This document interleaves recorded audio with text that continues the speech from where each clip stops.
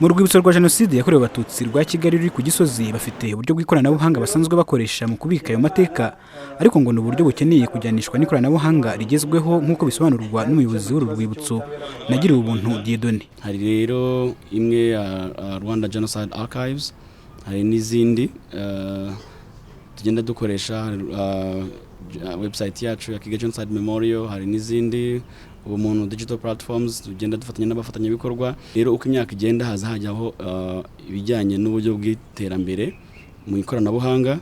Iyo turebye amatemonyage menshi y'abarokotse Jenoside, uburyo abitswe ku makasete ya kera n'ibindi, hari uburyo byanze bikunze iri shuri ndetse n'abandi bari mu ikoranabuhanga bazafasha kugira ngo izi archive zizabikwe neza. Ni muri urwo rwego abanyeshuri bakarishya ubumenyi mu gukora porogaramu za mudasobwa mu ishuri rya Rwanda Coding Academy basuye urwibutso rwa Jenoside yakorewe Abatutsi rwa Kigali bagamije gusobanukirwa amateka ya Jenoside no kureba uko batanga umusanzu wabo mu kuyasigasira binyuze mu masomo biga.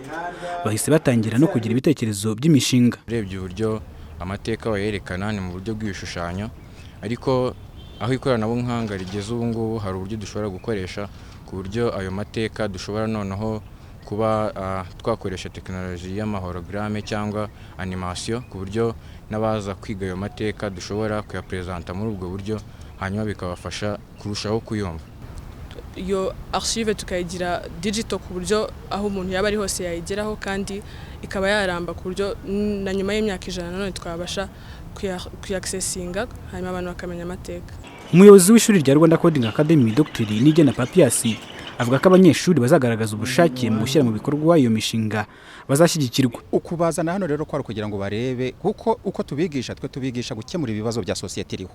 Ubu babonye ko ari ikibazo rero nta mpungenge dufite ko bazaza bira bibazo bakabikemura, ni kimwe n'ibindi byose. Gukora nabo rero ni nkuko dusanzwe dukorana umunsi ku munsi, bazana ibitekerezo tukabereka nk'abantu bafite ubunararibonye, tukabereka uburyo ibyo bibazo babikemura, bakabikabiza technology kandi bakabikora ku buryo bwihuse. Nkuko nakubwiye tubaha ibikoresho byo kubafasha, tubaha uburyo bakora research zinyuranye ku buryo ubazazana ibitekerezo rwose tuzabafasha. Paul Mukunzi uyobora ikigo cy'igihugu gishinzwe guteza imbere amashuri y'imyuga n'ubumenyingiro avuga ko bazakurikirana ku ruhare rw'abiga muri Rwanda Coding Academy mu gusigasira amateka ya Jenoside rugaragara. Ni umutwaro dutwaye kugira ngo noneho tubigiremo uruhare dukoresheje abahanga dufite b'abanyeshuri ndetse n'abarimu bacu, twatwibwira ko rwose tuzabigiramo uruhare kandi mu gihe kiri imbere tukazerekana icyagezweho.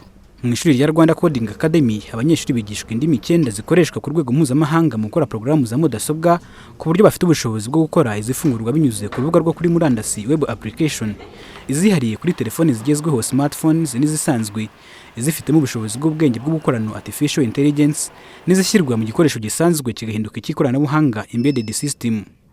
Patience Ishimwe mu karere ka Nyabihu.